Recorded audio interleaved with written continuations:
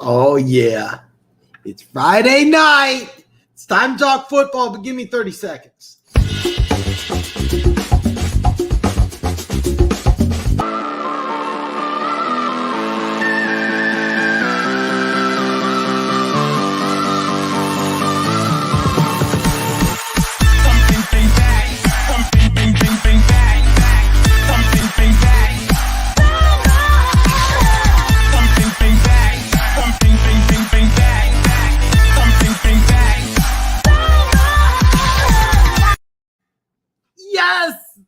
Yes. Oh, yes.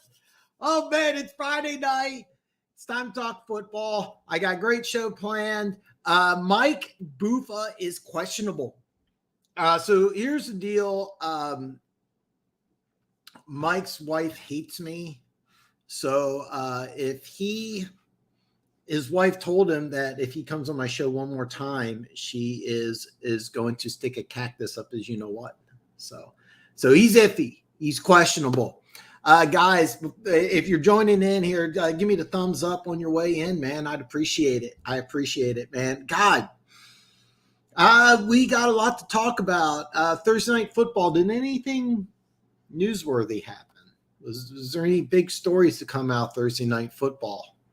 But Alex, man, what's up, brother? Dan, I'm sure you're well aware of things. No, I have a lot of money invested in the Houston Texans, so I need them to get things turned around pretty quick. I'm here, but getting the kids ready. Hey, I understand, Funk. I understand, man. Family, man. I get it. I understand completely. Did anything big happen Thursday night? Yeah, that's a big topic. I am going to break down every single game. I'm going to give you my opinion. Check out my Dan Betts NFL YouTube channel, my sub channel. I'm going to have a video probably Saturday afternoonish with all my picks. Denver Gator has some picks that he's going to put down on there. I put my money where my mouth is. I show you exactly what I'm going to show you exactly what I put my money on. I've been cold the first couple weeks of the season, but I'm going to get turned up. How can we lose another game? That's my question. We were in every game. It's funny. You just got close games out. The game against Denver, it's a tough one. The game against Colts, you really had that one in the bag. I think you're going to get some wins. I have action on over 3.5, 4.5, and 5.5. I really need to get over 4.5 in order to get my money back. But you will get some things going. I know you don't want to hear this, but well, you know what? I'm not going to go with Mechie. I'm not going to go with that, but I didn't like the pick. But you'll get things turned around. If Tua is fully healthy, the Dolphins are the real deal, but I'm afraid he can be out for a good while. Okay. Let's just dive into Tua. Let's just go right into it. I want to hear what you guys think. I have a very unpopular opinion. I'm gonna tell you this right now. You guys are not going to like what I have to say about Tua. You guys are not going to like it. I'm going to warn you right now. I'm going to tell you the truth. I'm going to tell you the honest to God truth about Tua. I don't know how if I want to see him play again. I think it's a legitimate concern, and for both Texans fans and Lions fans, this is why you don't want to draft an injury-prone player. All right, couldn't stay healthy in college. Why think he's going to stay healthy in the NFL? I don't want to see him play again, at least this season. This has happened throughout NFL history. So I'm going to give you my opinion. I'm going to be the bad guy here. All right. Like I said, you aren't going to like this opinion. He was cleared by doctors. It's cleared by the NFL. Every football player in the world knows that when you walk out on that field, you're subject to injury. If somebody said, Dan, I'm going to pay you $10,000 this week, but you're going to do something that there's a chance that you could become injured, I'm doing it. I don't have a problem with the Dolphins. I don't have a problem with the NFL, and I don't have a problem for Tua. I think they did everything correctly. I think they did everything by the book. There are literally tens of thousands, hundreds of thousands of kids that if they were into a situation would go back on the field. And I hear what you guys are saying. And, the NFL says safety first, but I think Tua is going to try to come back. And I think we're going to see him a lot sooner than you guys think. I really do. I hope that the doctors and his medical staff are doing an A+ job, but you have to understand something, man. This is football. It's a violent sport. I don't know how old a lot of you guys are. Do you remember the show Arliss? If you don't remember it or you never heard of it, it's a great show. The very first sentence of each show, he goes, these athletes are gladiators. And if you're a fan of history, if you ever watched Spartacus, one of my favorite shows, 2,000 years ago, we watched people live and die in stadiums. And that's how we are as a society, whether you want to admit it or not. These guys are paid millions of dollars and they know the risks. I don't have a problem with it. You got people all over social media demanding people get fired and that the Dolphins should be penalized. The doctor staff should be penalized. No, I think they did everything by the book, but these athletes know the risks and I don't have a problem with it. I know I'm going to be the bad guy here. And I was in a car wreck once and I had a concussion that really messed me up for several days. Like I live in a 1-bedroom apartment. I walked into my bedroom and then I'd look around and be like, where the hell am I? And it happened for like 4 or 5 days. And it's a bad situation. It's really bad. You can't do anything about it. And the worst part is that we really don't have enough medical knowledge to know when you're really fully healed from a concussion. I may still have long-term effects. I don't know. I talked to my dad about it. He says, back when you were playing high school football and peewee football, those helmets, you may have got a concussion, not even knew about it.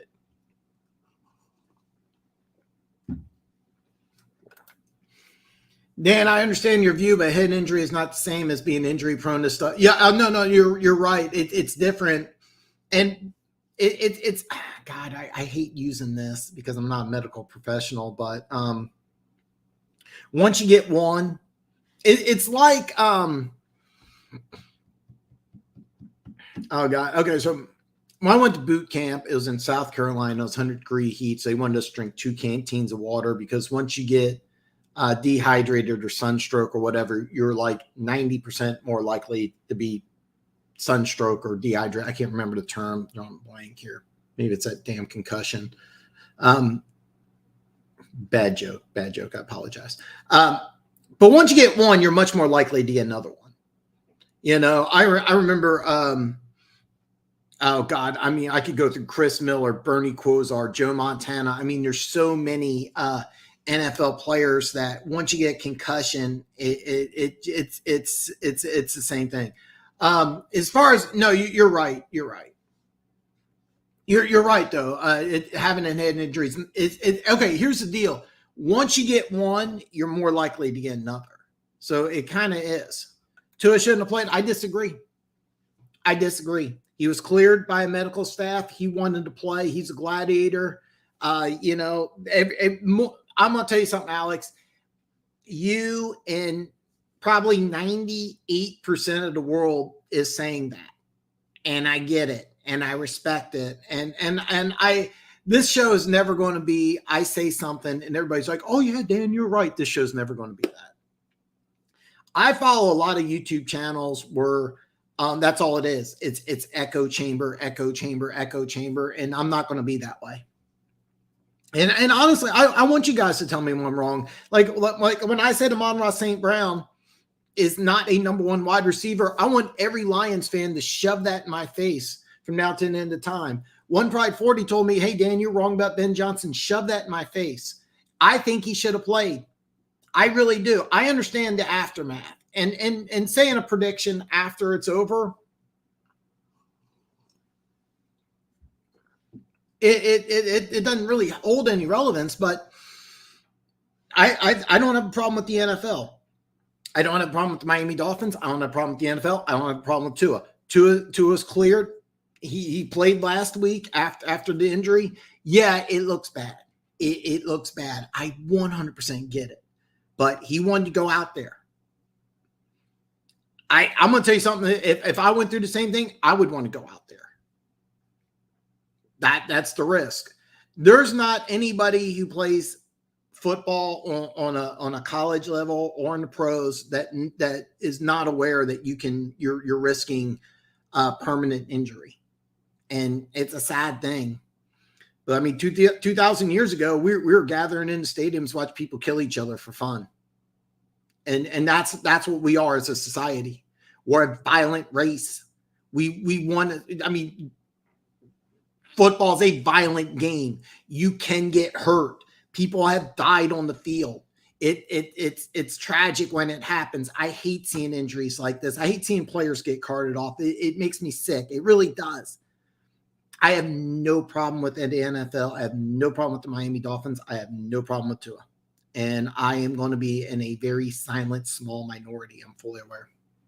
I'm going to be the bad guy. I'm going to be the bad guy here. I have no problem with it.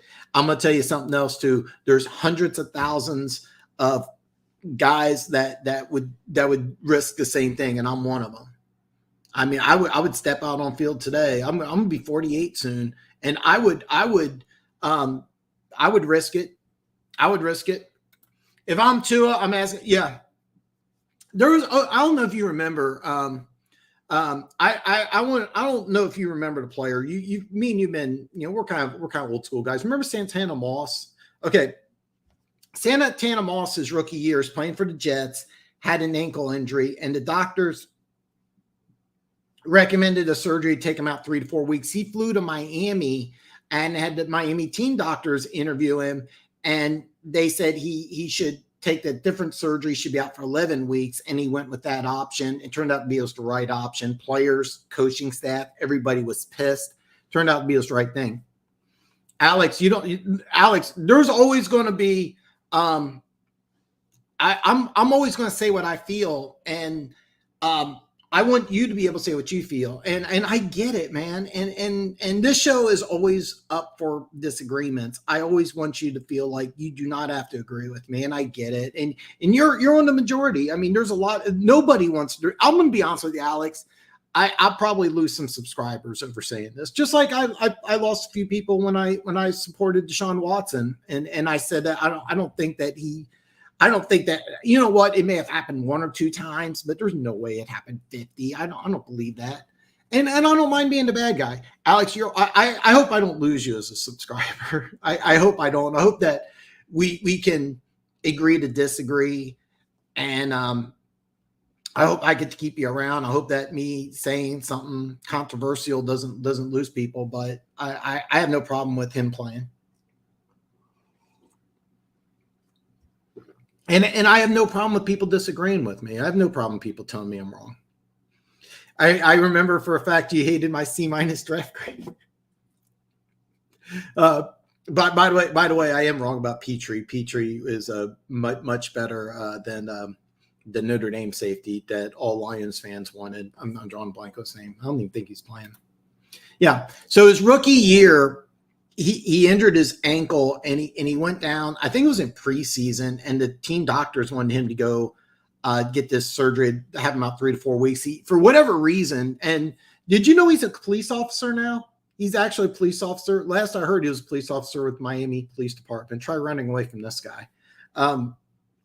Yeah. So he went down to his team doctors, and he's like, no, you need this other surgery. And I do agree that he should go ahead and get multiple. He should talk to different doctors. Yeah, you have a team doctor, And then you can go to your own. And I don't know all the specifics. It'd be interesting to see. But yeah, he really should. He is. I'm gonna tell you something. I didn't know he was going to be that good. I really didn't. I'm drawing. I wish I could remember the guy's name. We talked about him so much on the show. I can't believe I'm drawing a blank on his name. The Notre Dame safety, because I mean, if you wanted a safety, do you remember me telling you why go from 13 to 15? Take a guard when you know. And by the way, was it Kenyon Green? Is that guy's name? I love that guy out of A&M. Why can't I think of the Notre Dame safety?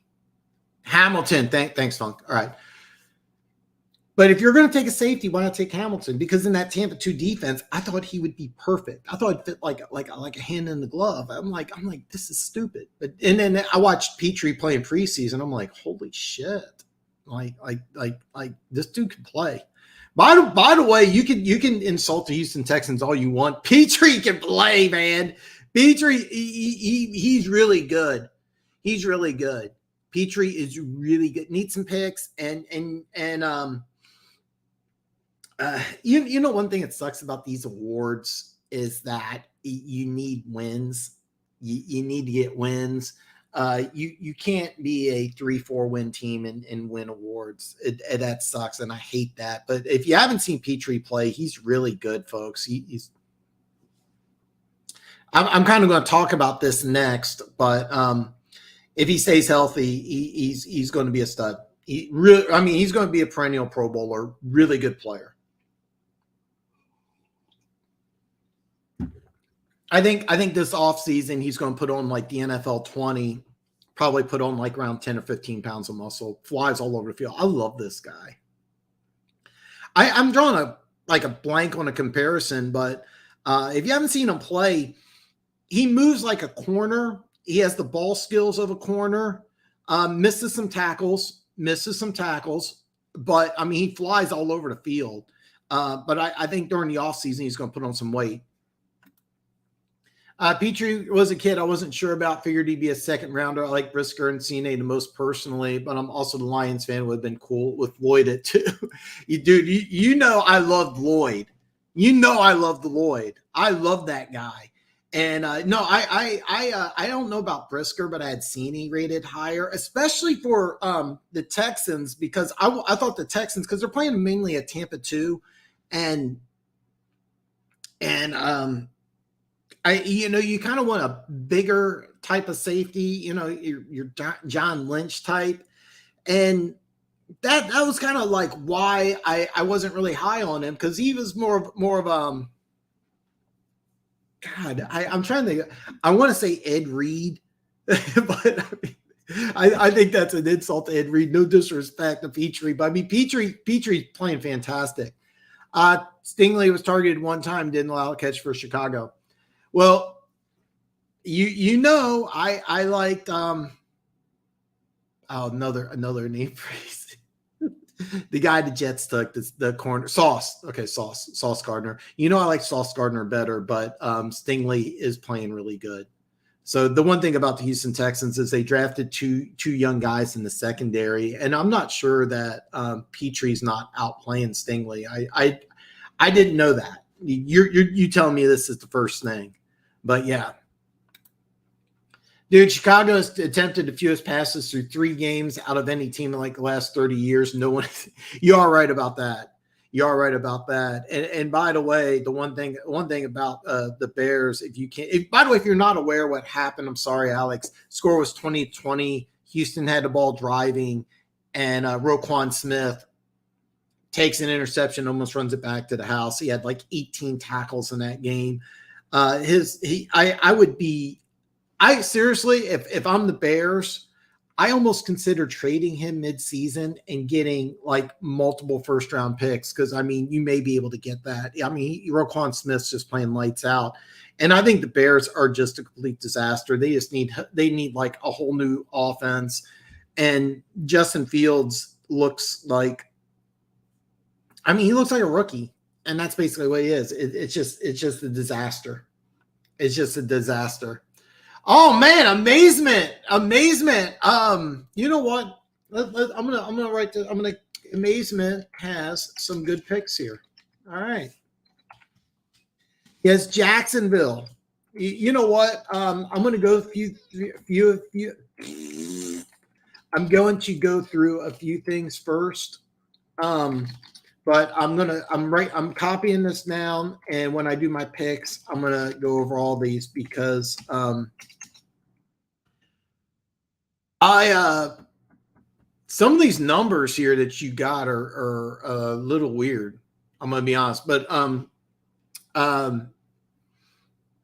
some of these numbers that you got are a little weird. But when I go over my picks, I'm gonna keep these to the side, so I won't forget about them. But I'm gonna go over a few more things. I want to go over some injuries.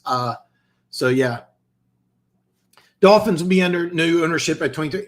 You know, that's going to be really interesting to see what happens with the Dolphins. Hopefully everybody knows that they lose their first round pick for the tampering. Of course, the coaching situation with he's now with Pittsburgh, another name freeze. I'm 20 minutes in. I've had like 5 name freezes. There's a lot of things. It wouldn't surprise me if they are under new ownership, just like the Panthers were. Wouldn't surprise me. I couldn't even guess who would buy up the Miami Dolphins. I would love to. I would actually love to see Michael Jordan. I watched that The Last Dance not too long ago, so Michael Jordan's on my mind. I watched The Last Dance and The Malice at the Palace. I completely forgot about The Malice at the Palace. Oh, okay, I saw something different. I got St. Brown out, Swift's questionable. So I'm gonna touch base because that's the next thing I want to go over is all the injuries. Now the run deep. Blacklock was a guy I liked. He didn't make the team. I haven't watched too much of Houston, but I will say this: like it's a good thing that you got 2 rookies that are playing some really, really good ball. So I seriously, yeah. If it's not by Chicago, it's going to be by somebody. He's a phenomenal player, And seriously, if I'm the Bears, I would consider trading him right now. And the reason why is that I just start from scratch. I mean, it's a shit show in Chicago. I would trade him, get as many draft picks as you can, and just move on. Just move on in 2023. Try if you want to go with Fields, you can. If you want to move on from Fields, I wouldn't blame you. I mean, I love Roquan Smith. I love this guy. I mean, the Bears are just in such a bad shape. And if I'm Roquan after this year, I mean, 20 seriously, I think he's going to ask for more. He'll probably get it. Showdown Sunday night, Dan. It may come down to which offense can be more efficient, not shoot itself in the foot. I'm glad at least it's in Tampa. Yeah, there was talk about them moving the game to Minneapolis, which I thought would have been kind of interesting. The line on that game is the Chiefs were a 2.5-point favorite. They're now just it's now basically a pick on. They're now just a half-point favorite. The league and the Sharps love Tampa Bay. Love Tampa Bay. Field looks like a rookie that'll be out of the league for his contract's up. Not all. No, Funk. Seriously, yeah, you're 100% right, man. 100% right. It's not his fault. It's not his fault. He was mismanaged by Nagy. He's in a terrible situation. He's a guy that's going to be a lot like Trubisky, who will need to go to another team, and hopefully he gets another chance. And seriously, it would. Let's say the Bears wanted to move on from Roquan Smith, and they want to move on from Fields after this year. With Fields, you could trade him for what? I mean, you would be trading him as a backup quarterback, and that's kind of what you'd be looking at. I mean, the only team I can think of off the top of my head that may be interested would be Tampa Bay, because if Brady retires, you could trade him to Tampa Bay and get. I don't even know what you would get, 4th. And then, Chicago would use that pick, and who knows what they would do. So it's not his fault, though. Denver Gators in the house, man. Been listening to Tua talk in chat and a few others. He seems to have passed every protocol all week. Perhaps he didn't get cussed. Doctor released him last night. Fry home, if questionable, if he would. Yeah. One thing is that there was some. She's not somebody I follow, so she put in, I'm not a doctor, but should he have flown home? And people attacked her, and she's like, they're like, you're not a doctor, and she's like, I literally said that in my tweet, I'm not a doctor. And then she pointed out that there was a player with the Jets who had a concussion. The doctor cleared him the same night, and then he had a seizure on the airplane, but it looks like he was able to fly home okay. So what's going to happen here on out is going to be really questionable. But I think Funk said the right thing. I'm talking to multiple doctors. I'm staying out. So I'm gonna kind of defend myself. I have no problem with what the NFL did. I have no problem with the Miami Dolphins did. I have no problem with Tua playing. From this point forward, if I'm Tua, I consider retiring. Because one thing about Tua, I know nothing about the kid, but from what little I've seen of him, I think he would be great on TV. He may want to consider going to TV. There was a player with the bank, David Pollock. After his first or second season, he had this really bad injury, couldn't play anymore, went on TV, he's doing a great job, does college football, is fantastic. I could see Tua doing a great job doing TV. He may want to consider retiring. I'm not joking. Do I have a problem with him playing Thursday? No problem at all. No problem at all. And I'm going to tell you something. I would do it, and there's hundreds of thousands of other people that would do the same thing.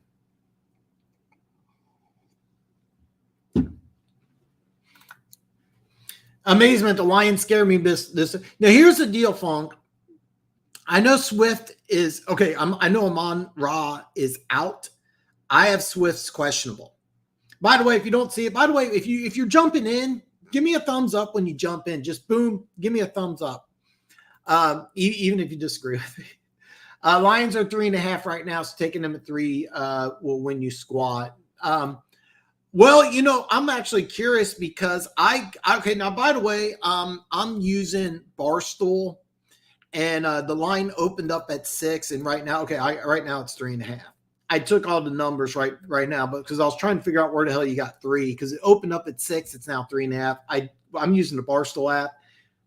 Right before the show went on, I jumped on Barstool. So, yeah, it would worry me, but Seattle's so terrible. I don't see how they can keep up with the Lions offense. By the way, for you Lions fans, I was wrong about your offensive coordinator. He's doing a great job. The Lions have a very fun, exciting offense, and as of right now, keep in mind we're 3 weeks into the season. Blacklock's now at the Giants. I watched him play. I know he's not starting, but he was a guy coming out of TCU I absolutely loved. So, my situation is I kind of touched base about this, and people hate it. All right, so here's my thoughts on Tua. I have no problem with the Miami Dolphins. I have no problem with the NFL, and I have no problem with Tua playing Thursday. No problem at all. I don't think the NFL did anything wrong. I don't think the Miami Dolphins did anything wrong. I don't think Tua did anything wrong. From here on out, I think Tua should talk to multiple people. He may want to consider retiring. He may want to start doing TV. I think he'd be great on TV. I have no idea. So a lot of NFL players,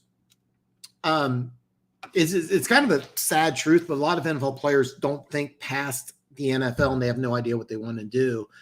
There was one player, I think last I saw, you know what? He's with Houston. It's Chris Conley.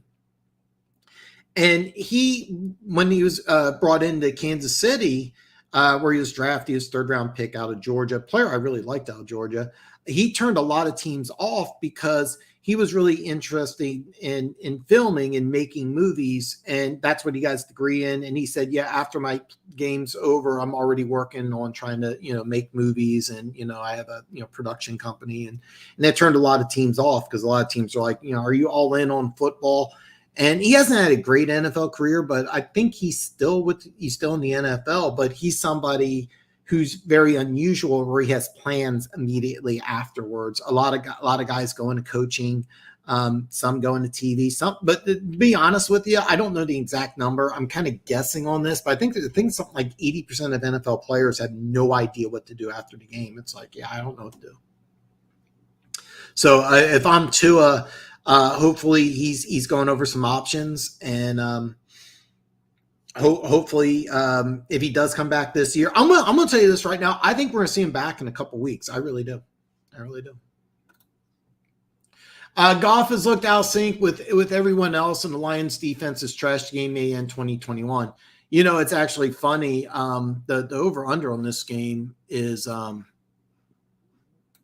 been falling. It was at 50. It's now 48. And to tell you the truth, I kind of like the over on the game. But staying hospitalized, definitely something happened. May not know the full story. New standards will have to be set. Maybe reaction back injury last week with the injection he probably took before the game starts. That's a possibility. I mean, I'm not a medical professional, but he did have a back issue. He was actually ruled out, he was questionable more for the back injury than it was for the concussion. People were thinking he wouldn't play because of the back issue, because he passed concussion protocol when he went back into the game. And people think that he shouldn't have been able to go back into the game last week, and now they're kind of double dipping it with the injury. But once you have a concussion, it's a high number. It's like 85-90% more likely to have a second one.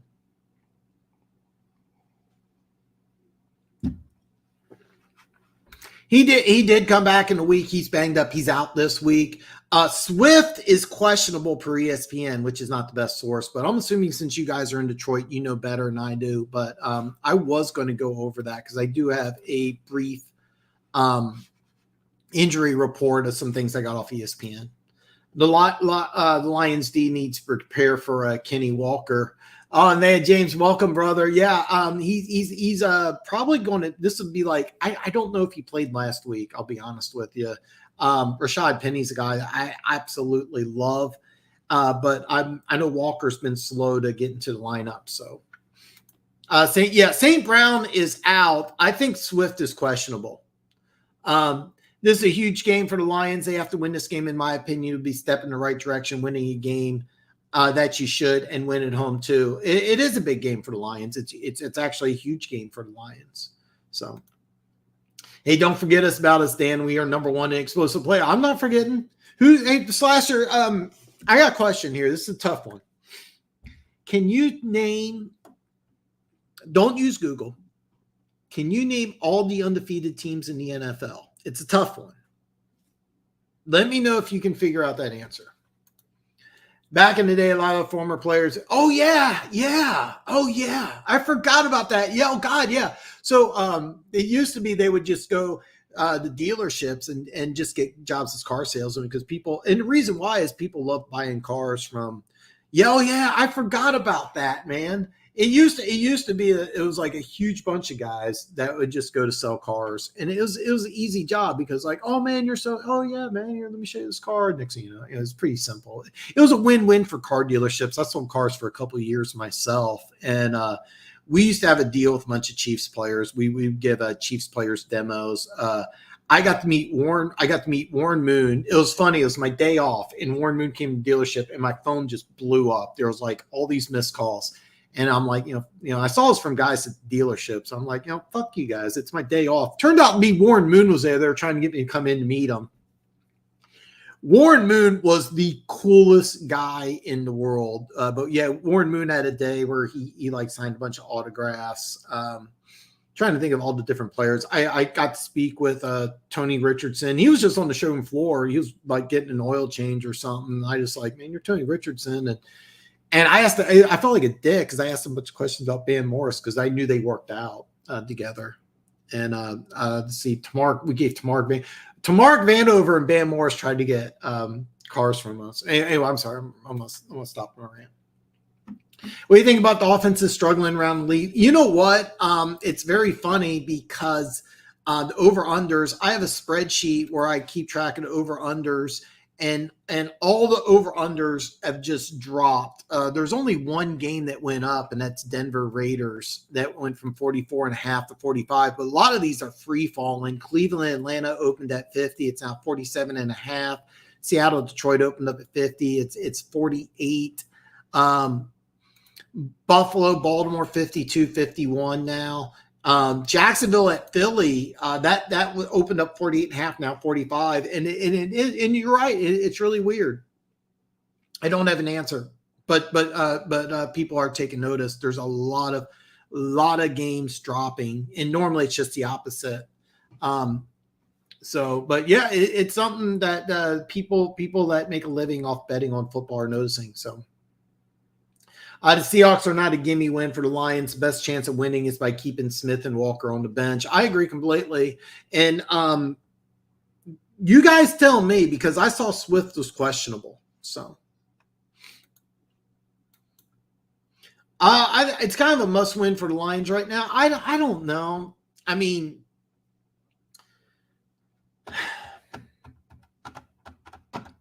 I don't know. I don't know if I really agree. Okay, let me ask you this here. It's a must win for what?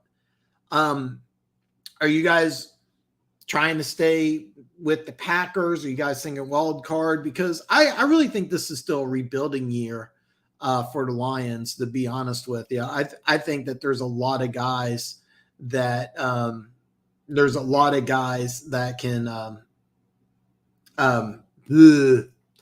I think there's a lot of guys that are going to be gone after this year. I really think there's going to be like a big transformation this offseason with the Lions. I really think that there's seriously, like, you're starting 53.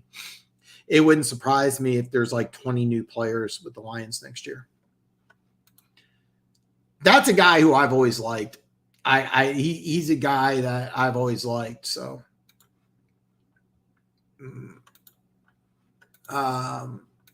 can you name all the way? Oh, God, it was funny. Me and Denver Gator actually talked about this last night. There's one, and I just forgot who it was. We were talking about this. There's one winless team. Houston's 0-2-1, and there's only one 0-3 team. And I'm drawing a complete blank on who it is.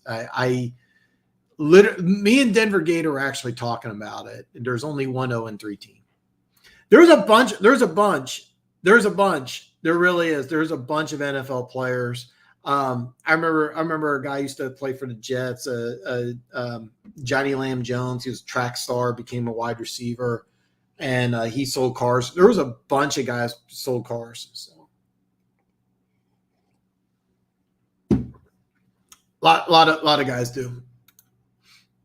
Is it Eagles? One undefeated team in the NFL. So you're going to have to watch Miami popping champagne this week. Probably not because the Eagles will win, but how long can they keep it? It's very interesting. It's going to be very interesting. Okay, so James, here's what I saw. He didn't practice. He's still questionable. And it wouldn't surprise me if he plays. That's right. If Jalen keeps playing how he's playing, I don't think there's any corks coming off in Miami. He's playing phenomenal, by the way. That's going to be a fun for me. It's probably going to suck for you, is because after this year, because he was chosen in the second round, he's only on a 4-year deal. So you have to re-sign him this offseason. And if he keeps playing the way he is, he's going to want to get paid. He's going to want to get paid a lot. And how much do you pay him? How much you pay Jalen Hurts? Because if he keeps playing the way he's playing, I really think he's going to want 50, 60 million a year. And to be perfectly honest, you may have to pay him that. It's not going to be easy. It's not going to be easy.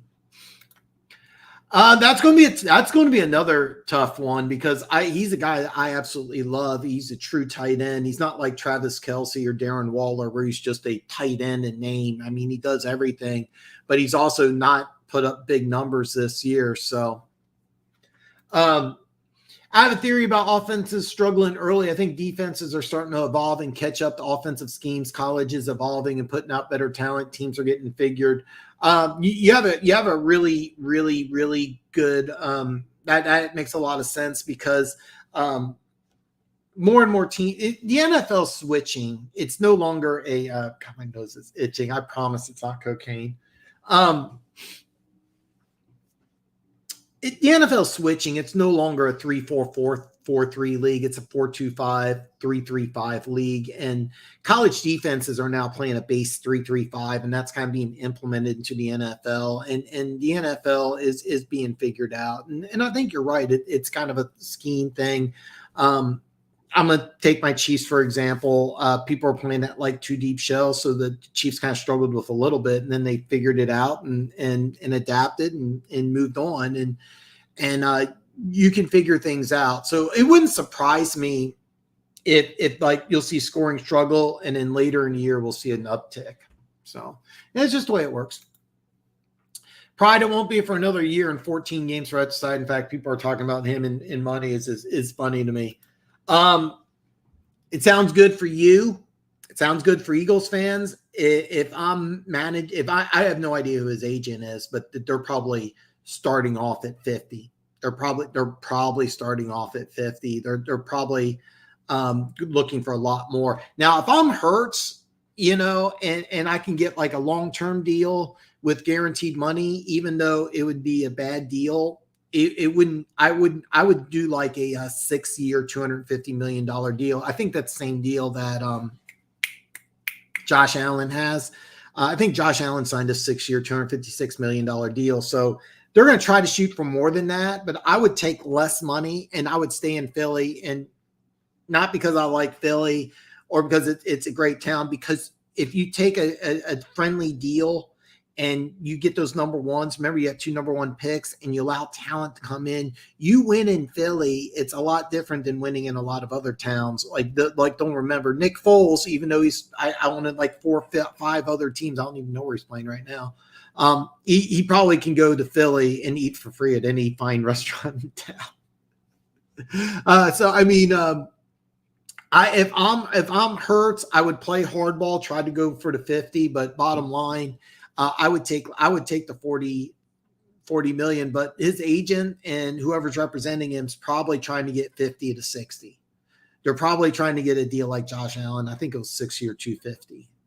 But I would take less. Now keep in mind, me saying, I would take 40 million. Anybody who says there's no difference between 40 and 50 million hasn't really made that. I mean, throwing away 10 million a year. Like, I know a lot of Chiefs fans are mad because the Chiefs were trying to pay Tyreek Hill 25 and he took 30. What's $5 million a year?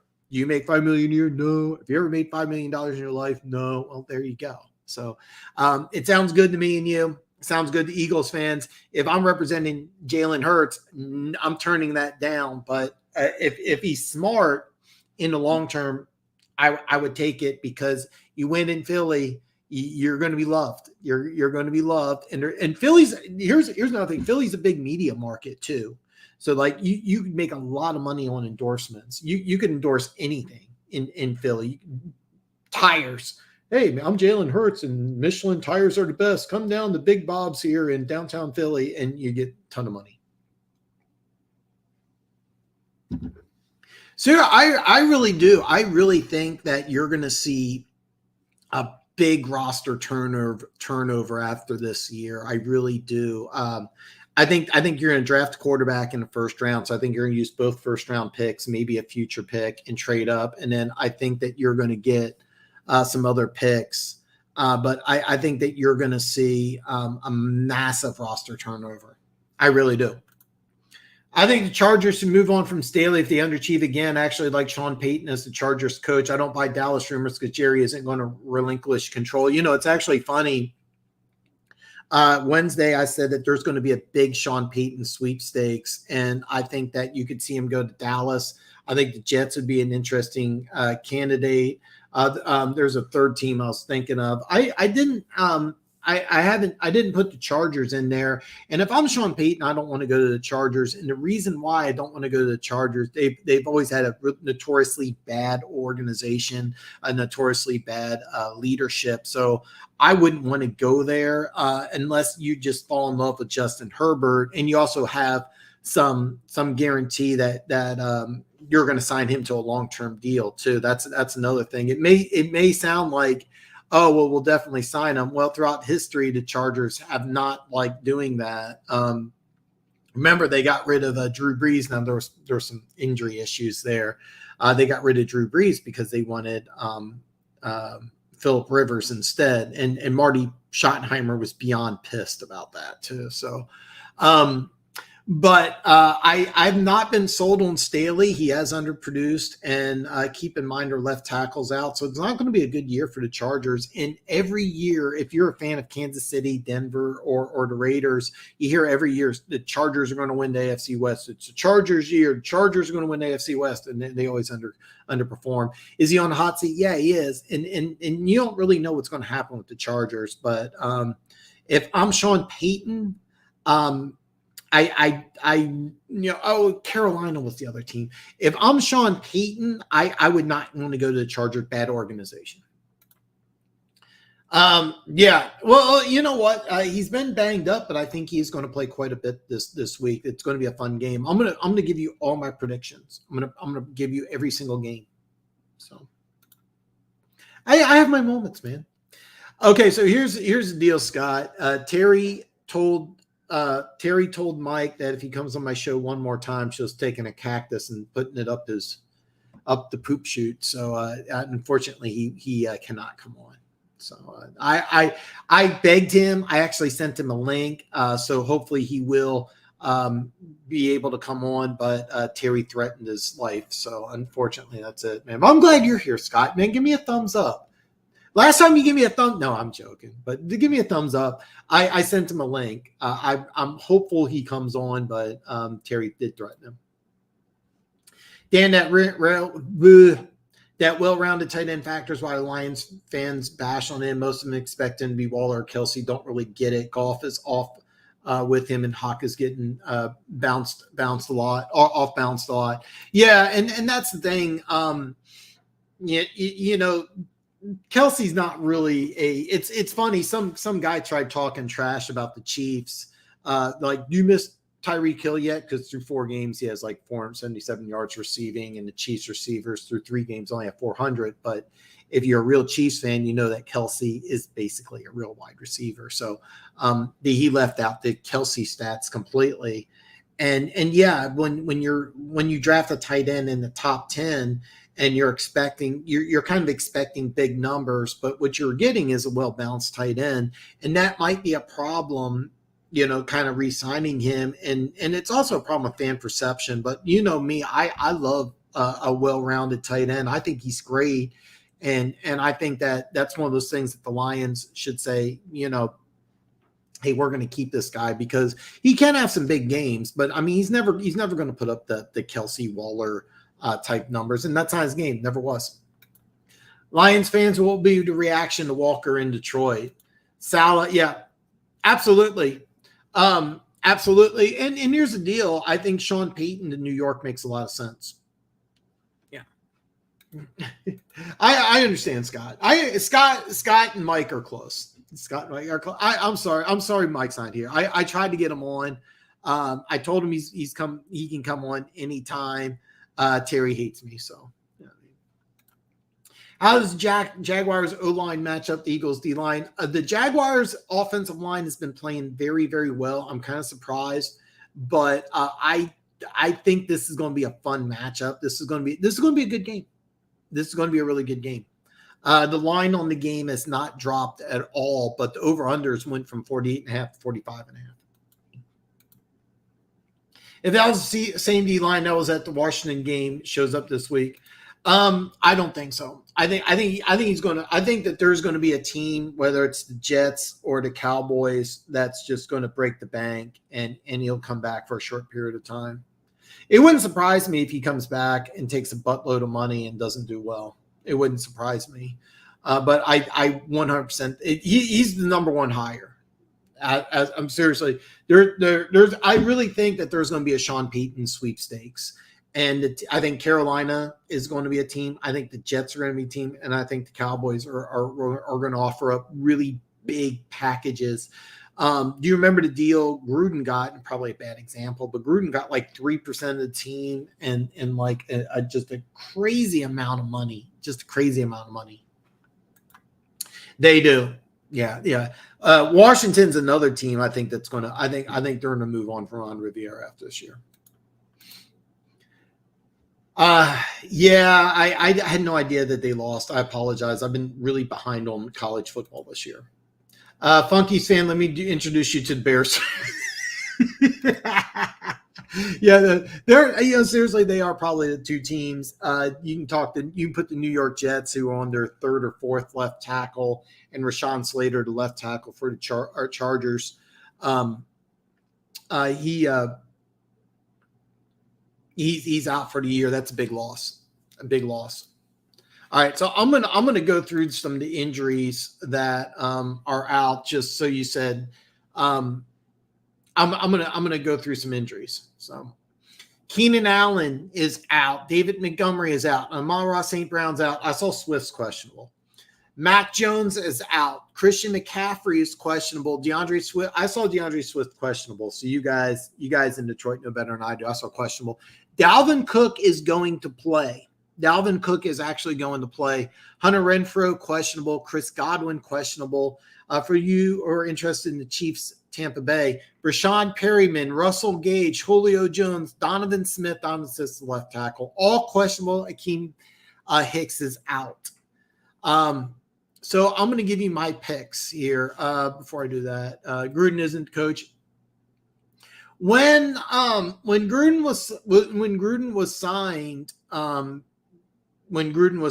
there was kind of a debate between the two, but they're about on the same level. I'll be honest with you. Both of them have a Super Bowl win. Both of them pretty energetic offensive minds. I think Pete's a little higher, but I don't think there's a huge difference between the two. The biggest difference, of course, is that John Gruden will never coach in the NFL again. I think Gruden's 100% done with coaching. Where Sean Payton's going to be the hottest name this offseason. He is going to get a head coaching job, I think. So, Bustin Fields. Washington might. I can't go to the fact I was told the Bears can score 40 on the Lions. You know what? I've seen so many stupid things on social media. I shared something with Denver Gator about a Chiefs fan who said that we should sign Ndamukong Suh, OBJ, and then trade for Saquon. And it's like, oh God, seriously. It was probably a Chiefs fan that told you. I'm not joking. The Chiefs fan base is quickly becoming the dumbest fan base in all sports. Okay, so I'm going to go over all my games here. You might, that's not a good one either. Yeah, they're okay. All right, the London game, Minnesota at the Saints. The Saints are a 3-point dog. The over/under is dropped. Dalvin Cook is going to play. I have no real take on this game. If I had to pick a team, I kind of would go with the Saints just because I like their defense. I think that they could be a surprisingly good team. Wouldn't touch this game with a 10-foot pole. London games are always weird. Jacksonville at Philly. Philly's a 6.5 point fan. Philly is a 6.5 point favorite. This is a game I'm really looking forward to. The Blitz Predicts, who was friend of the show, he actually hit me up about a few games. He hit me up about this one. And I said, you got to be careful about Jacksonville because you're going from Jacksonville to LA back to an East Coast, and there's a huge difference between winning in LA and winning in Philly. This is a game I'm really interested in. I wouldn't touch this game with the 10-foot pole. I think 6.5 is a big line, but if I had to, I would take Philly. I really expect them to win this game pretty easily. Next is Jets at Pittsburgh. Pittsburgh's 3.5 point favorite. This game's been steady. I'm going to release my Dan Betts NFL video tomorrow. I'm going to try to get out sooner than later, but I'm going to put it out once I put the bets down, and I haven't been able to put any bets down yet. But once I do, this is a game I love. I'm going to take the money line. I'm not going to take 3.5. I love Pittsburgh this week. Buffalo at Baltimore. Baltimore's a 3.5-point home dog. It's now down to 3. This is a tough one. I'm leaning. I'm leaning.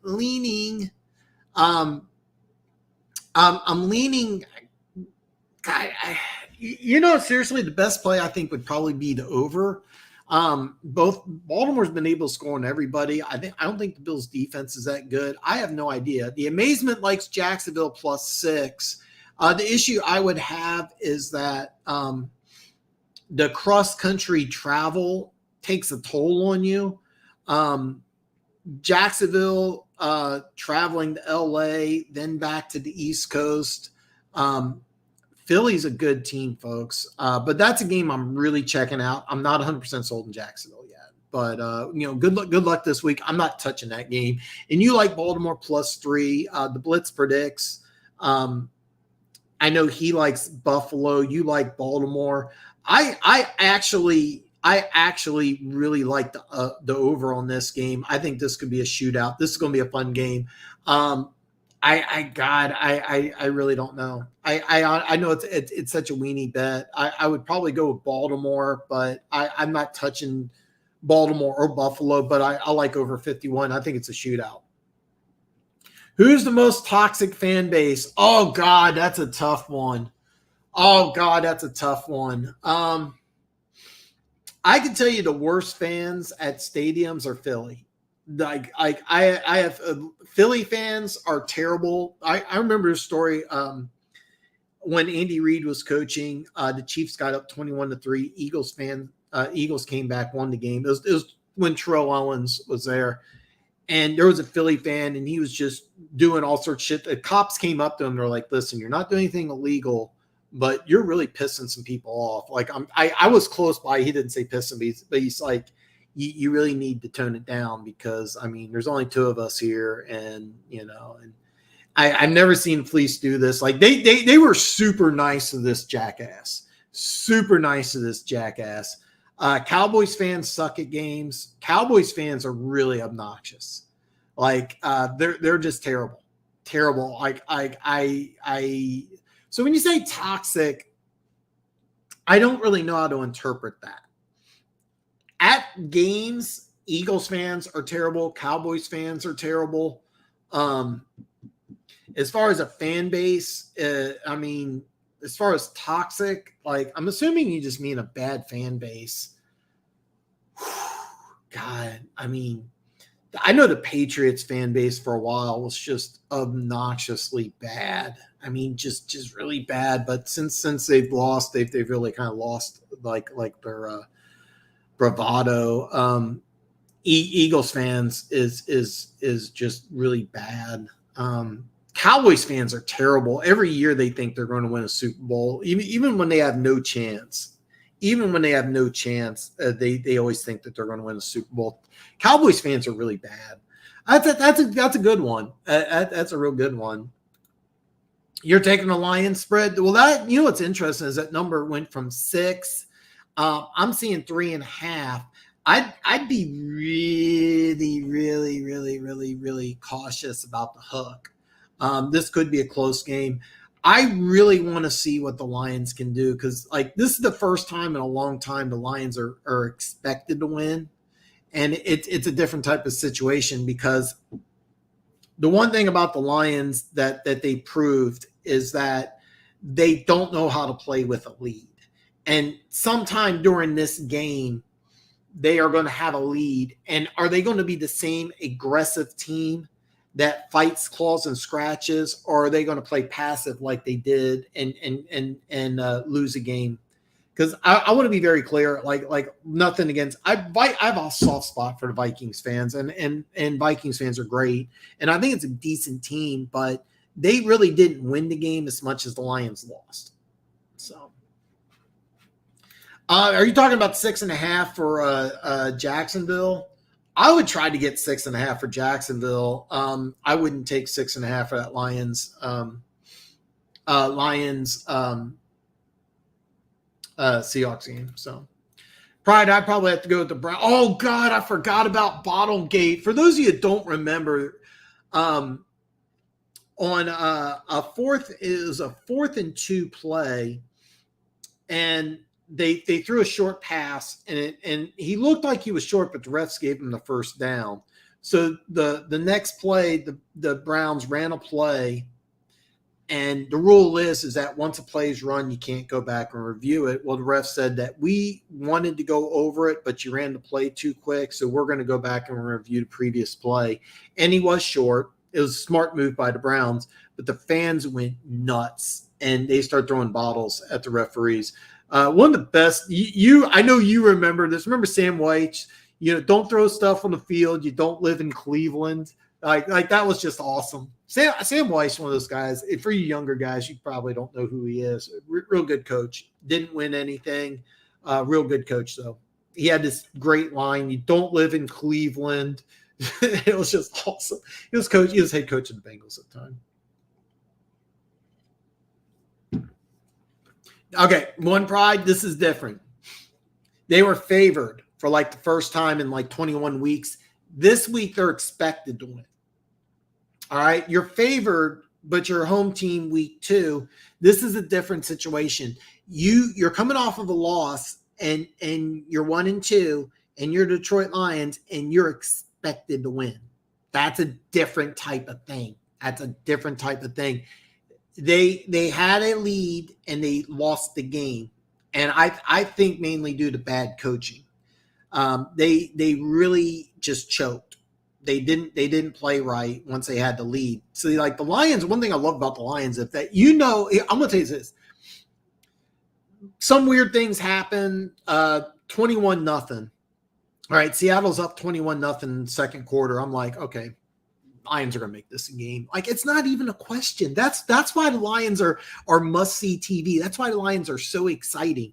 The problem is the Lions jump out to a 21-0 lead. I'm thinking to myself, okay, Seattle's going to come back here.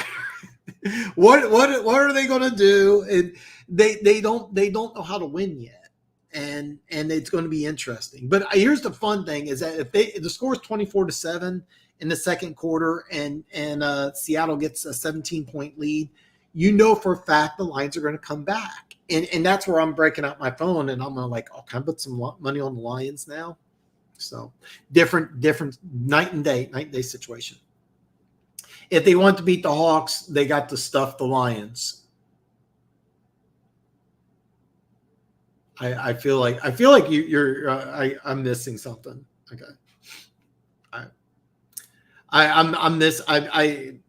It went over my hair.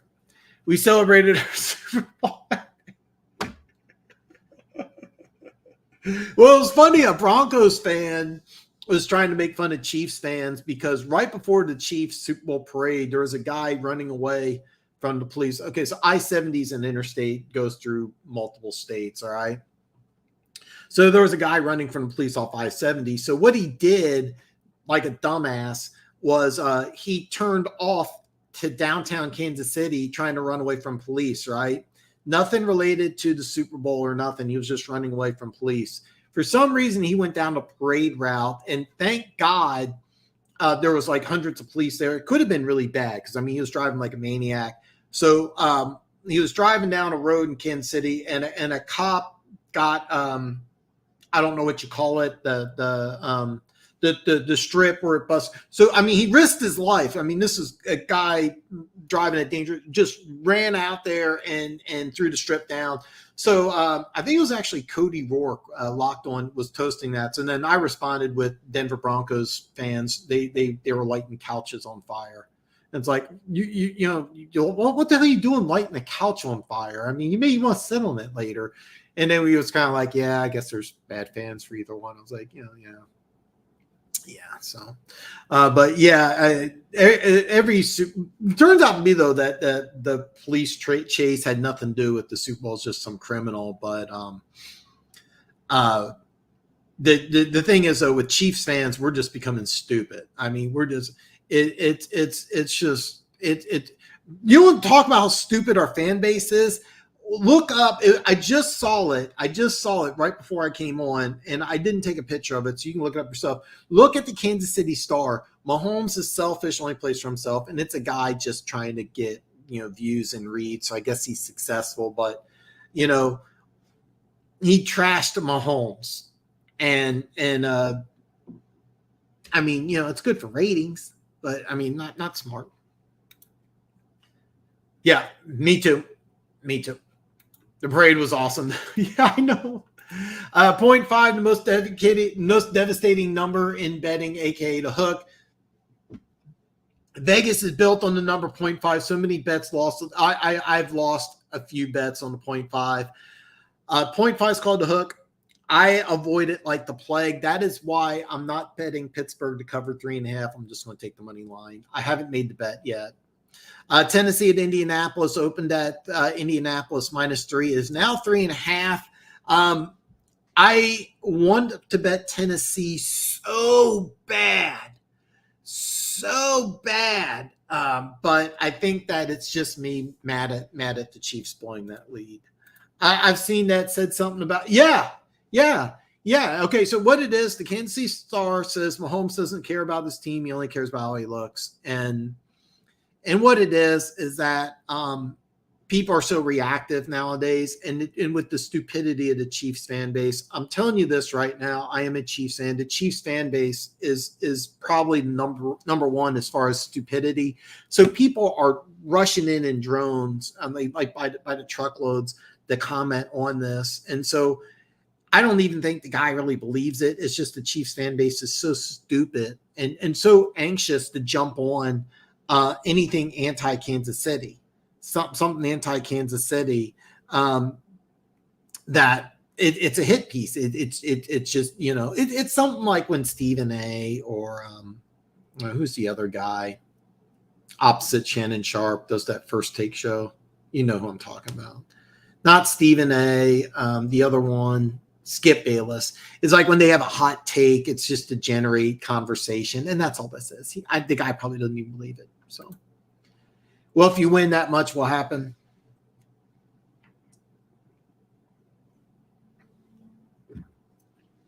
Stupid fans. Yeah.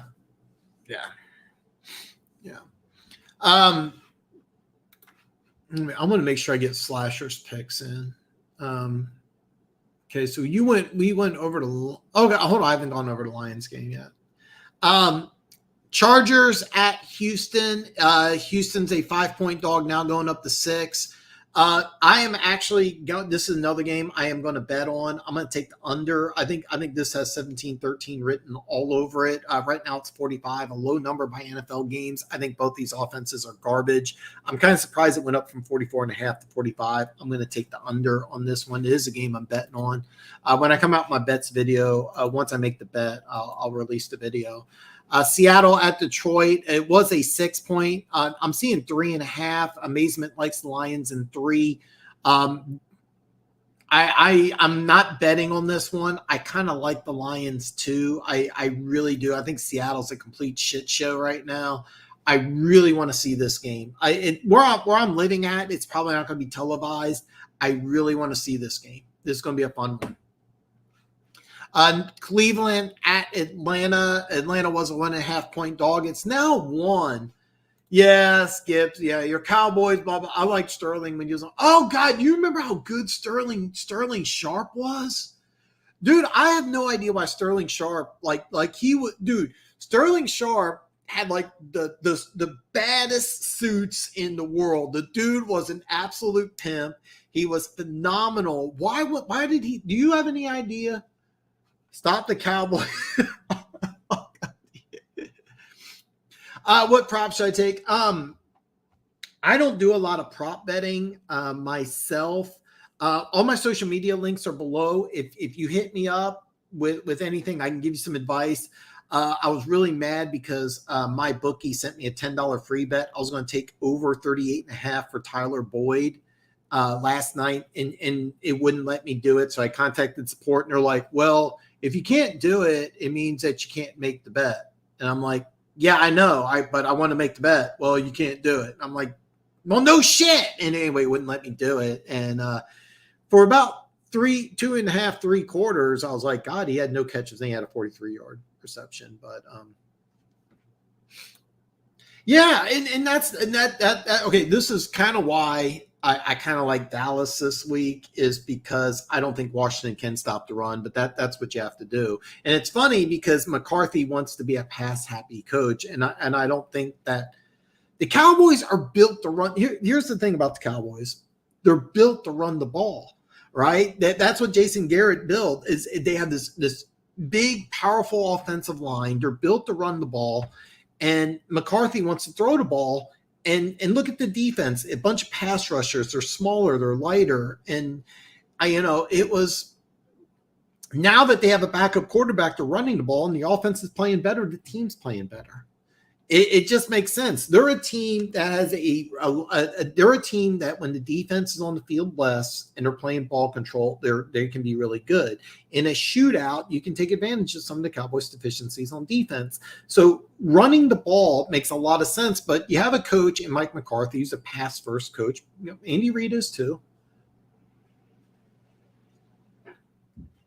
But with the backup quarterback, they're actually playing better. But you're one pride. I 100% agree with you. Sterling was amazing. I have no idea what happened to a guy. He had amazing hands when he played near perfect persona for an NFL talk show. Yeah, dude, he was so good. He had the sharpest. Dude, seriously, go back. Like I seriously like. Why did he have a? Because normally what happens on TV.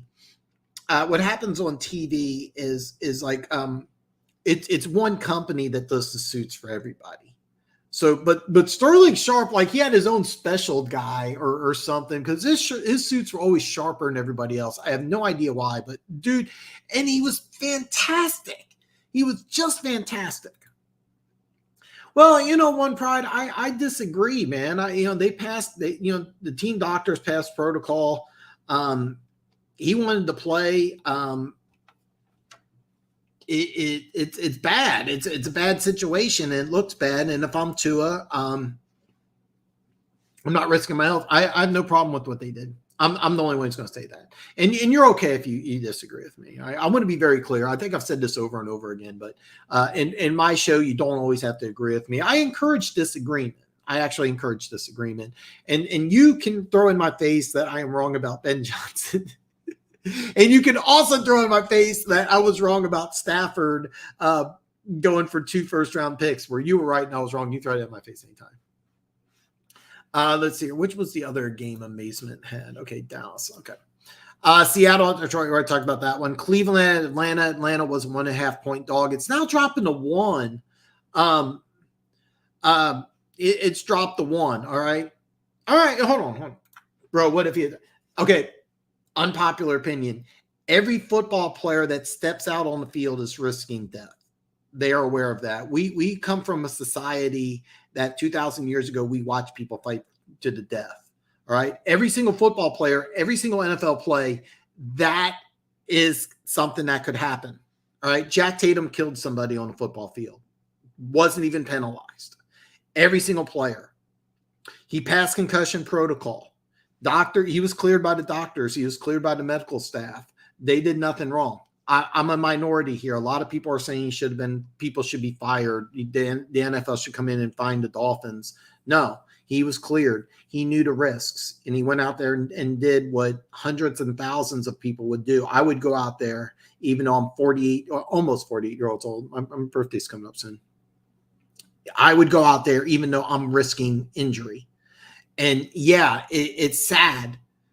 And it sucks. Like it seriously sucks when I see somebody on a stretcher. And I've seen dozens of games where people are on a stretcher. I've seen games. Go back. I can't find it. Ken Anderson used to be a quarterback for the Cincinnati Bengals on Monday Night Football. He was grabbed by the face mask and it ended up doing like almost a 360. They took a helicopter. They flew it on the field. He never played again. The guy who did the play, he was celebrating because he got a sack and everything. Ken Anderson, they took a helicopter, flew it on the damn field. He ended his career. And so afterwards, they talked about having motorcycle helmets for the NFL instead of a face mask. Because what do you need face masks for? It's too easy to grab on. They should switch to motorcycle helmets. I actually thought that was a brilliant idea. The NFL should switch to motorcycle helmets. And then they're talking about, concussions, and they redesigned the helmets. Joe Paterno said we should just use leather helmets. Concussions weren't as bad with the leather helmets. You have padding, you have protection, and you wouldn't use it. Makes sense to me. But yeah, man, look, I'm not discounting that it was a tragic thing. I don't think the Dolphins did anything wrong. I don't think Tua did anything wrong. If I had a chance to go out and play an NFL game for $10,000, and that's just $10,000, I would do it. I would risk my life. I would do it. And there's hundreds of thousands of players out there that would do the same thing. We come from a society thousands of years ago. Watch Spartacus, man. If you haven't seen Spartacus or even Gladiator or any of those Roman movies where people fought, that's where we come from, man. We're a savage group of people, man. Savage race. We sit in front of monitors and computers and air conditioned, but we're savages, man. Yeah, it's sad. Every single NFL player risks death every time they walk on the field. I can listen to Sterling talk football all day long like he actually, yeah, dude, me too. Funk, it's really weird. Me and you are like right in sync, this week. It's really weird, man. Pride, did you care if I died doing demo? I did because the money was good, but my life was on the line. Often life happens and we'll go on whether I'm here or not. I mean, I hesitate to even say this. So my mom was always worried about me doing DoorDash at night. I carry a gun. Right? I'm one of these people that I walk outside my apartment, I'm armed. All right. But my mom was worried about me doing DoorDash like 2 or 3 in the morning. I mean, it can be.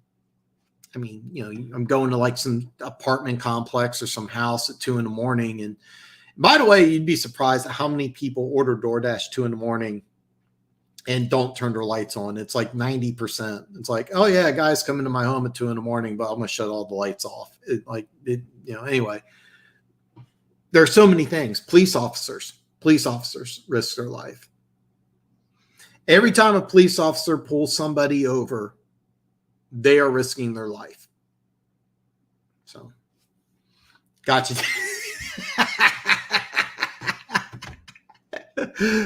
I hopefully I didn't insult you, man, because I know that a lot of things I say are unpopular, but I'm going to be true to myself. So. I'm predicting Tua out for a few weeks due to back injury, and all the concussed chatter will be swept under the rug, tinfoil hat style. We're going to follow the Tua thing, and we'll talk about it some more. But I think he is going to come back after a couple weeks. I really do. Back to picks here. Cleveland at Atlanta was 1.5 to 1. I actually really like Cleveland here. Amari Cooper's playing lights out. Amari Cooper's playing better than OBJ and Jarvis Landry ever did, and both of them played pretty good. He had back-to-back 100-yard games, and Duty's playing lights out. You had the best 1-2 punch. Atlanta's doing something good, but they're not there yet. I'm kind of surprised that the line's going in the other way here. Cleveland was 1.5. Now it's 1. It's basically a pick 'em. I kind of like Cleveland in this one. Not betting on it. Yeah. People. Yeah. If people that order food never turn off. That drives me nuts. So at one time I was doing DoorDash. I did DoorDash during the pandemic. Okay. So it's 2 in the morning, and I have an advantage because my phone, now you have phones. So the phone, the GPS takes you there. So anyway, there's no house number, there's no light. So I call, and the lady's 10 different types of pissed. And I said, well, I'm at the house, but there's no house number. Well, don't your phone have GPS? And I was like, yeah, I'm here where I'm supposed to be, but there's no light. There's no house number. Well, I don't know what the hell my daughter did. All right, well, look, I'm going to leave the food here. And then her daughter turned on the light and she apologized, So, but yeah, you would be surprised. I mean, people never leave the light on. Anyway. I love the Lions team. They won me a lot of money. Amon-Ra, he's out. He's out. But Amon-Ra, for years I said that his ceiling's a number 2. I'm wrong. Playing like the number 1. love Amon-Ra St. Brown. Proved me wrong. I said this is a guy you want as your number 2. You really need a number 1. DJ Chark's a number 1, but the combination with Swift once he gets healthy, and I don't think he's going to be healthy all year. Ankle injuries are so difficult, and if I remember right, their bye is week 8. Is that right? Lions fans would have to tell me. It might be later in the year, but yeah. Dan, so how much you paying for the? It's on my OnlyFans. The link's below. Next game, New England at Green Bay. Green Bay was a 10.5 point favorite. They are now only 9. The over-under is very low. Mac Jones is out. Mac Jones is not going to play. I'm kind of surprised the line's going in the opposite way, but Green Bay's not been blowing teams out. The over-under is 40, so interesting. Denver at Las Vegas. Vegas is went from a 2-point favorite to they're now a 2.5 favorite. The over-under is 44.5, going up to 45.5. With this game, I really think that this is where the Raiders get weak. Their first win. I really think this is their first win. When's J-Mo expect? You know what? When he play, I'm going to answer, and then hopefully some Lions fans can jump in. When they activate him, he's not going to get a starting job probably till much later in the season. But when he starts, he's not going to play at all, or he's only going to play for like a handful of snaps. But getting him involved into the offense because he didn't. Because he hasn't gone through training camp and everything, he's not really going to be able to start. And if he does start, it's going to be late in the year. It'll probably be due to injury. Lions fans, give Denver Gators some knowledge. Dan Ray for this Swift, St. Brown, Chark, Josh Reynolds all missed time this week. Practice did ankle injuries. Swift, really? It's a shoulder injury because I know that his ankle's been bothering him. I think it's going to bother him all year. And I love. By the way, this is what I was worried about in preseason because in preseason I saw him just running between tackles, and I'm like, your offensive coordinator is an idiot. And every time I've seen him play, they're using him in the slot, they're using him outside, they're using him screen passes. Love the way they're using him. You love the way they're using him. After the bye week, okay, so it's after the bye week. They have a week 6 bye. Oh, it's week 6. Okay, JMLC 10. Is that after the bye? Okay. All right. I'm not worried about Amon-Ra. Well, he's not playing this week. When he comes back next week, I'm hopeful because he's been playing really good. He's been playing really good. Hopefully he comes back. He's ready to go.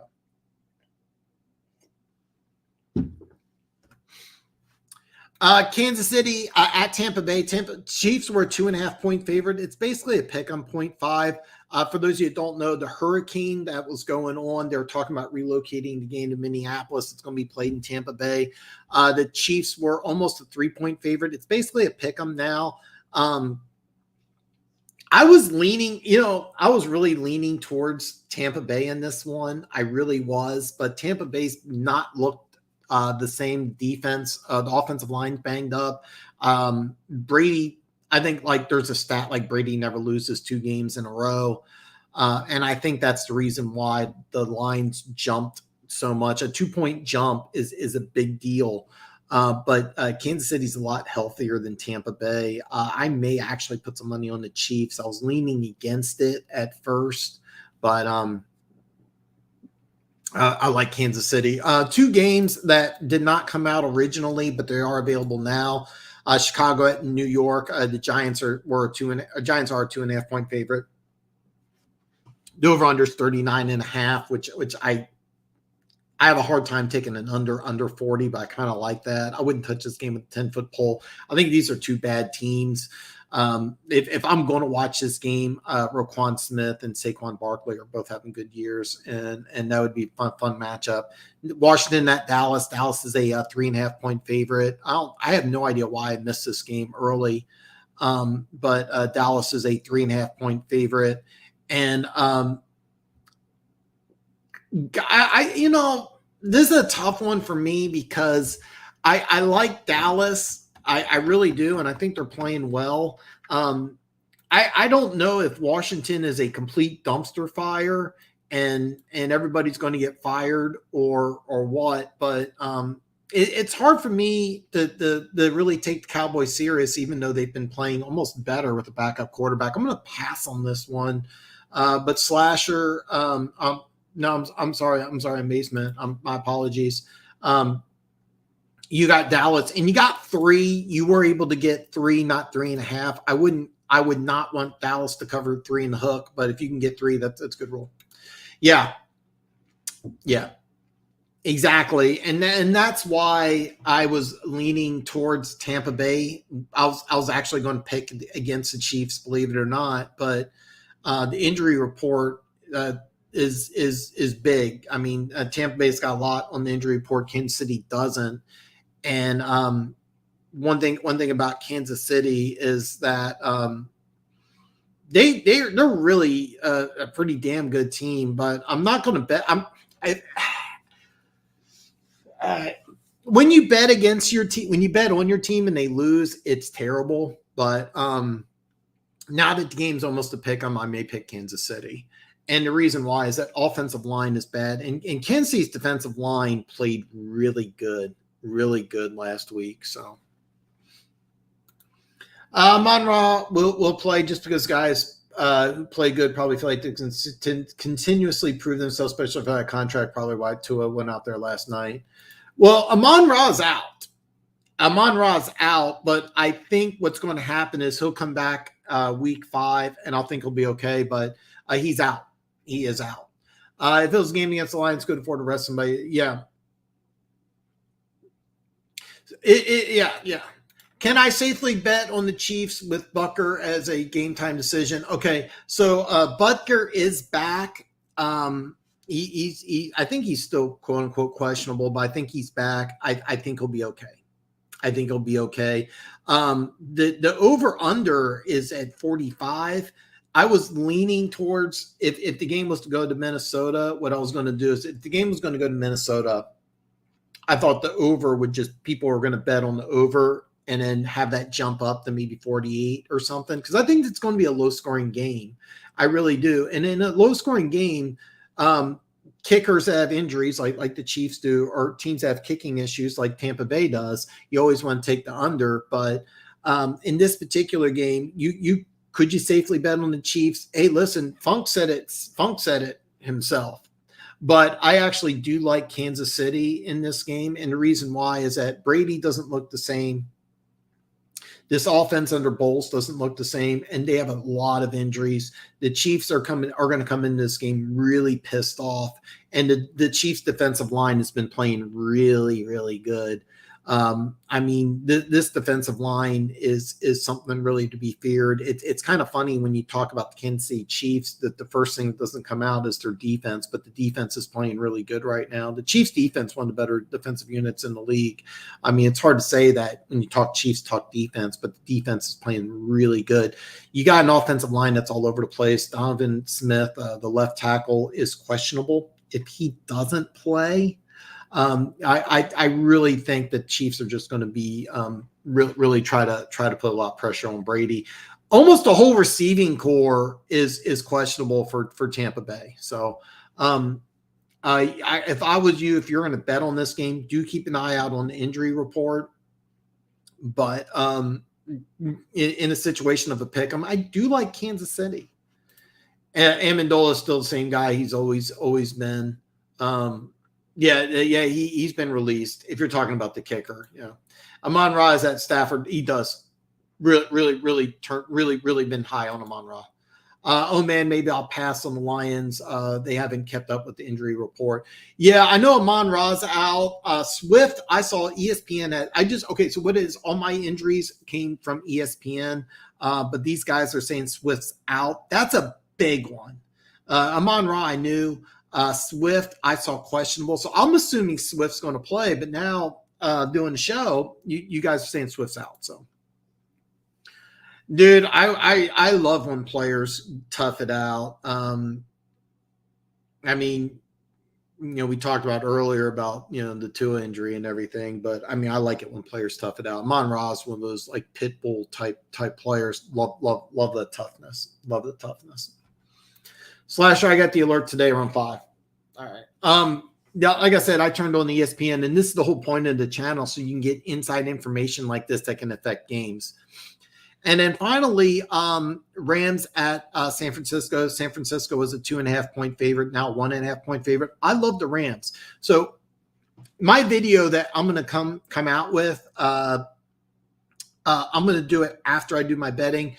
There's a problem either with my bank or with Barstool. I can't make the bets. I believe I don't know off the top of my head what the hours are. So what I think I'm going to do is make my bets at the casino in person tomorrow. And then once I have the bet slips in my hand, I'm going to release the video that me and Denver Gator worked on last night. I got some editing to do because I tried to keep it short. What I might do is release the video with me and Denver Gator, and then just do a second video, just like a 1-2 minute video with my picks. But here are my picks for you since you tuned into the show. I like the Pittsburgh money line. If I could get 3, I would take 3. Pittsburgh's going to win this game. They're at home. Wilson's going to play. They're using a 3rd or 4th string left tackle. I like Pittsburgh. Chargers, Houston. I'm going with under 45. The game is going to be low scoring. I see no way. I might put action on the Chiefs. That's iffy.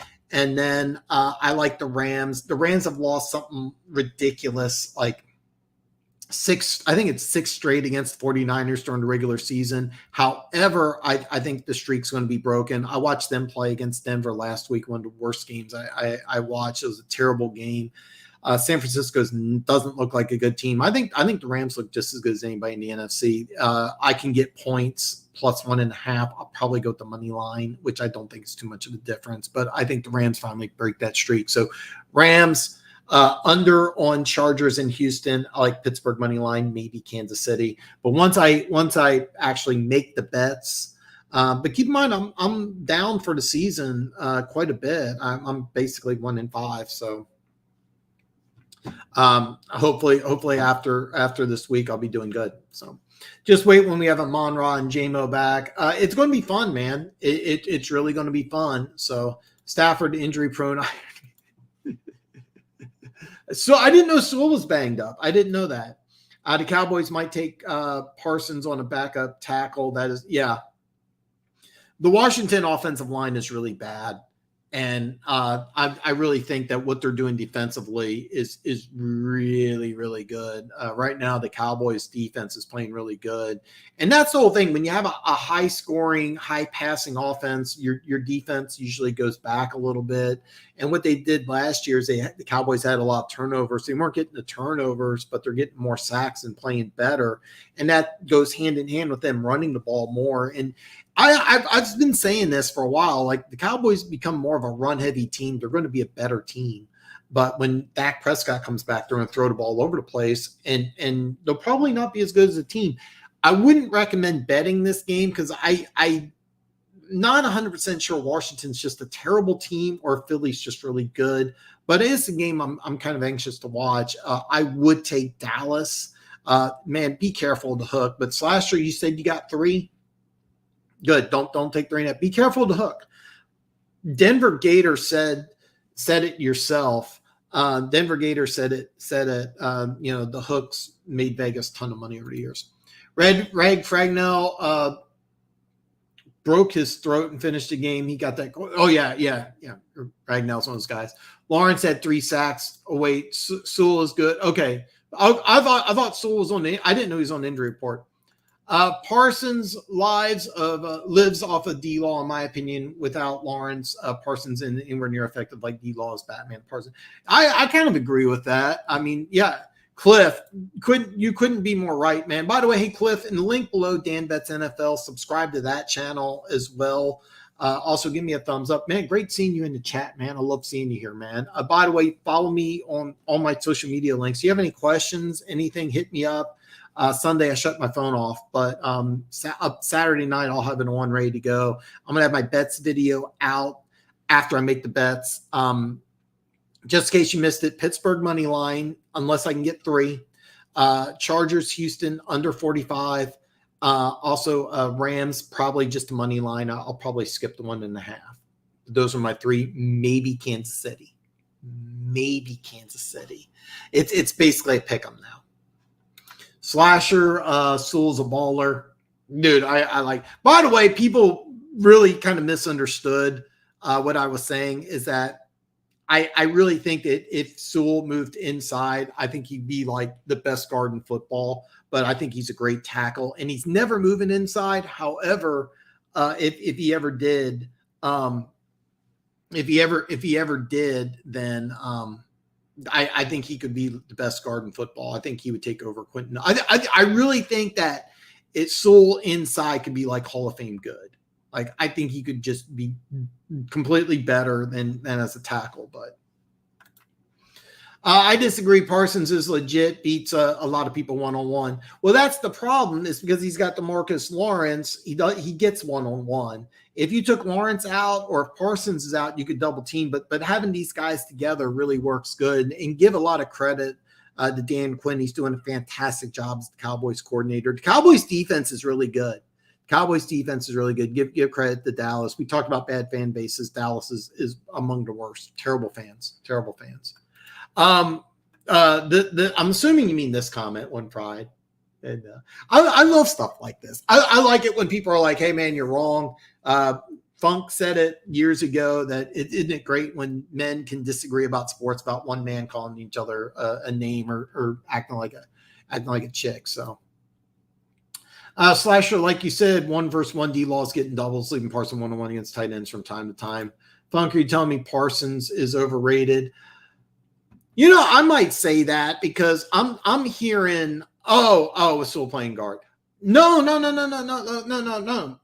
gonna tell you this right now. If Sewell was a guard, he would be the best guard in football. I really think that.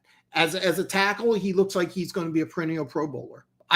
When Sewell came out, I firmly believe that his best position is guard. But I think he could be a great right tackle, and he is going to be a right tackle. He's never moving inside, but would he be better at guard? Yeah, I firmly believe that. I firmly believe that. I'm going to lose this argument too, One Pride. So, but yeah,